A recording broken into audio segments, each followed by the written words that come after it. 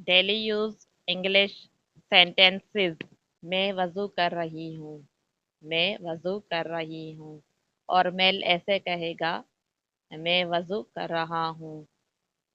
I am performing evolution. I am performing evolution. मैं गुब्बारा फुला रहा हूँ।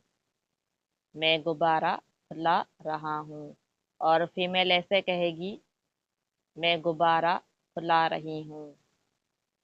I am inflating the balloon. I am inflating the balloon. मुझे तुम्हारी हमदर्दी की ज़रूरत नहीं है।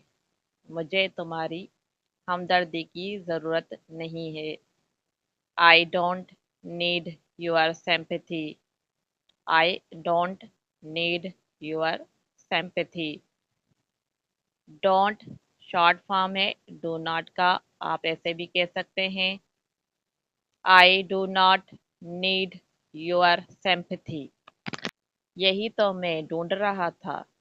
यही तो मैं ढूंढ रहा था।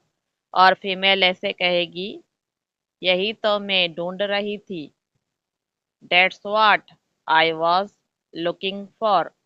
That's what I was looking for.